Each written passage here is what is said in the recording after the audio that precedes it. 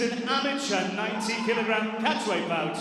Introducing your fighters, first of all, in the blue corner. He stands at 5 foot 11 inches tall. Making his MMA debut, he's from England, representing Balance MMA. He weighed in at 88.2 kilograms. Please put your hands together for Ryan Arthur.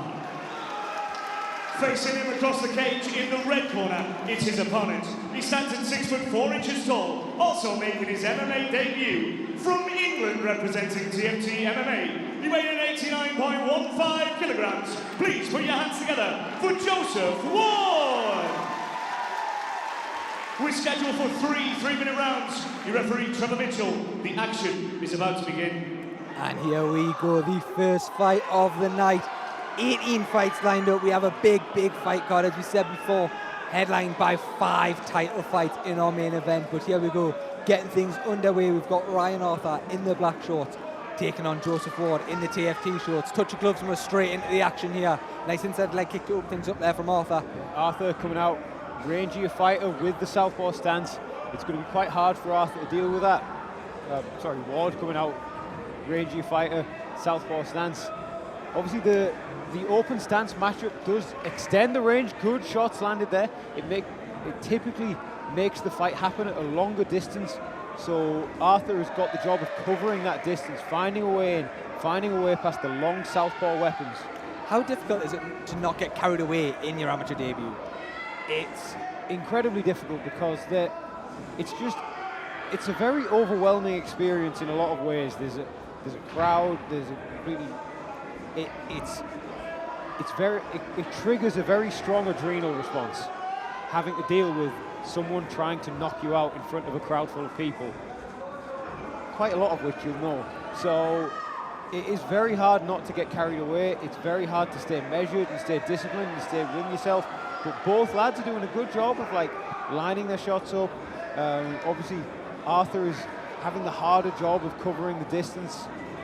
That overhand right, he keeps seeming to throw, trying to find home for it there on the chin of Ward. But like you say, Ward's doing a nice job of just keeping this at the distance he wants it at. Yeah, Ward doing a good job with his fakes, circling off the fence there, not just going backwards in a straight line. Again, Ward back on the straight punches, beautiful. That was really well done. Like, the amount of fakes Joseph Ward has thrown were probably more fakes than got thrown in a year back when I was amateur. This is really tasty stuff. I was going to ask you about that. We're commentating on a lot of shows together now, Harry, and just the level of MMA. These two guys making their debut, amateur debuts here tonight. The level's insane, isn't it? Oh yeah, it's night and day different from when I was an amateur. People actually throw fakes. They can wrestle. People can scramble up.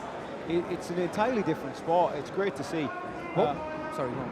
I was about to say, Ward almost has a little bit of the Nate Diaz going on, where he's not really committing a ton of effort into his shots. He's just sort of letting them fly.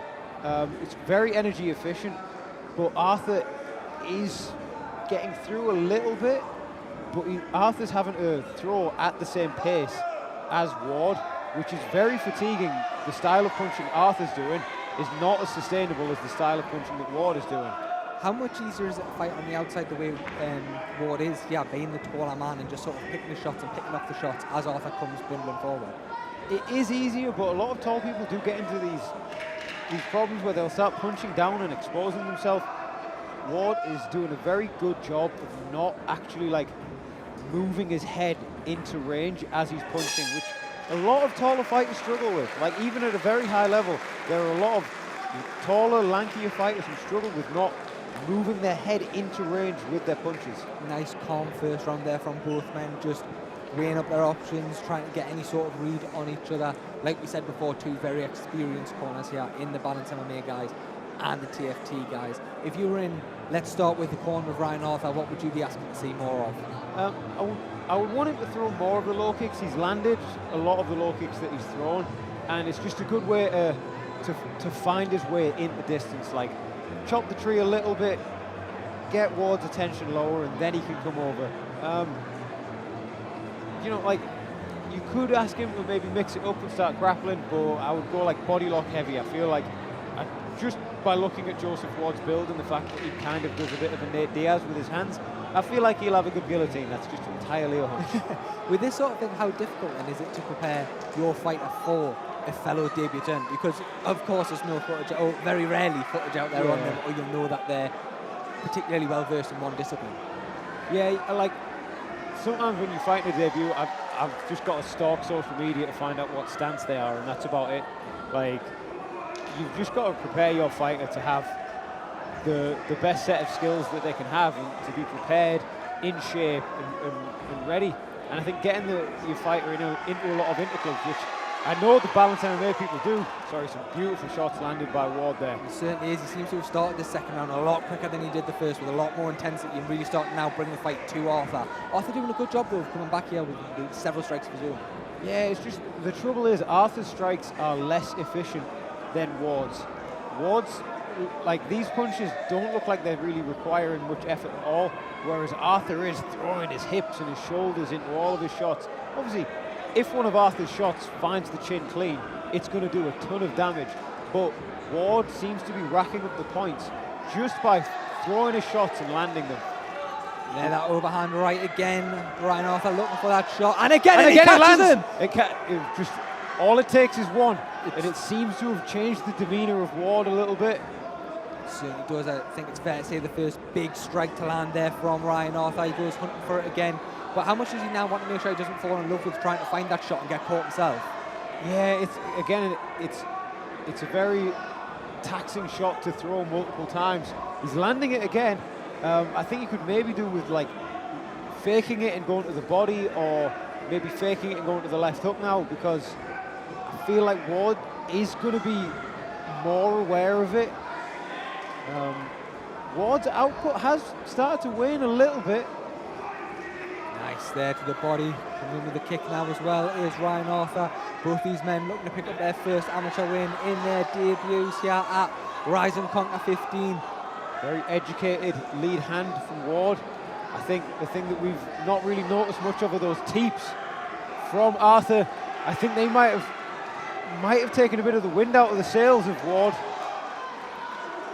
As much as this has been a very technical affair thus far, you can see when they do start getting in these exchanges, both men are happy to stand and bang if needs be.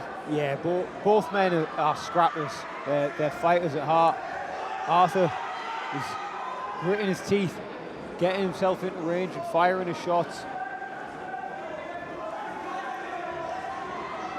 This is a very minor point that maybe isn't being picked up on the cameras, but I was interested as you, a student of the sport, will no doubt know the benefits of.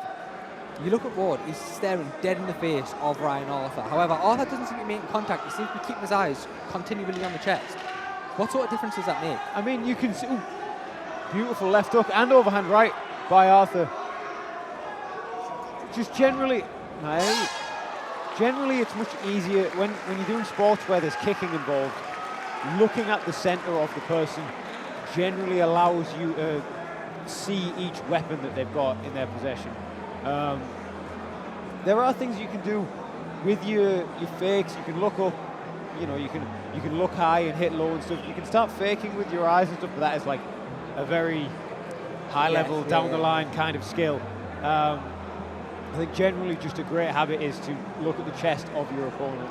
Yeah, we're just getting some replays here. We can see now the blood pouring from the nose of Joseph Ward, and as cliche as it sounds, you wonder now, does Ryan Arthur smell blood, and he thinks he can really push on here in this third and final round, because for me it's a round apiece.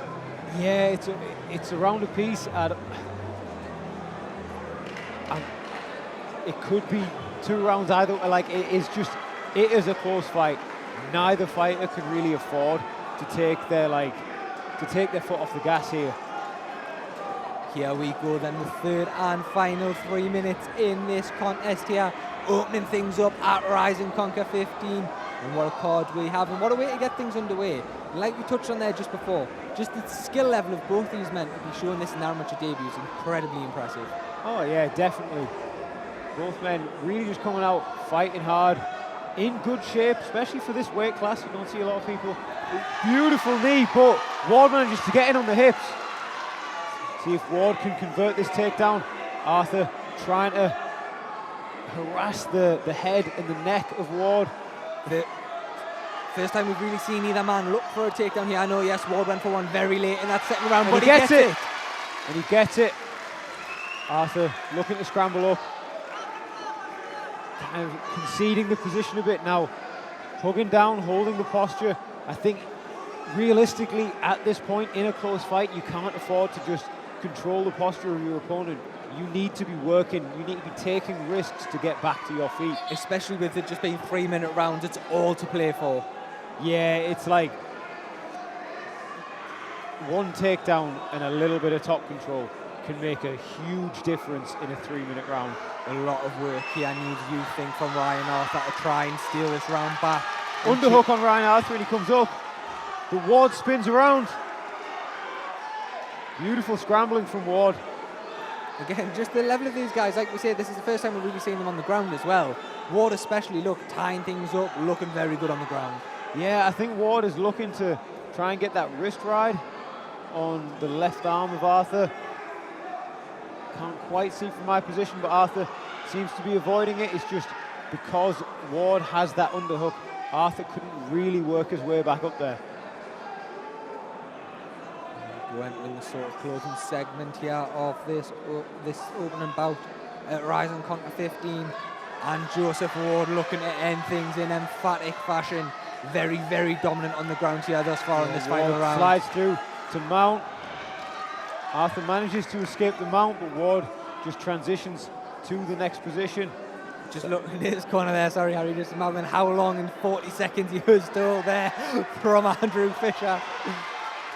Again, Arthur building up on the underhook, doing the right thing. Ward doing a good job of threatening the neck and then snatching him down. I feel like Ward wants a finish here in this one, and was just wanting to check with his corner to see how long he had left to work. And he's landing some good shots. He's around the neck. That looks close. Be interesting to see just from our vantage point. And he gets the tap. It's all over. We get the first stoppage in the first fight here at Rising Conquer 15. And what a win it is for Joseph Ward, getting that third round submission. Yeah, beautiful job to get no hooks, rear naked choke. It was just, when he got on top, he was just making the right decisions, the right reads. He was shutting Arthur's escape and get up attempts down and transitioning to the next position ahead of Arthur. It was beautiful work. And what a good win that is for Joseph Ward here.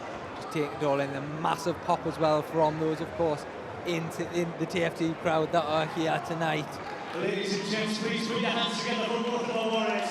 What a way to start the show. Celebrating there with Cage Warriors. Light heavyweight Charles Joyner, who, if his social media is to be believed, may have a fight announcement on the way himself. I hope so. But tonight belongs to Joseph Ward, and we'll throw it to Nathan Reed for the official decision. Third round by way of rear naked choke, and your winner in the red corner, Joseph Ward. Big cheers there for Joseph Ward.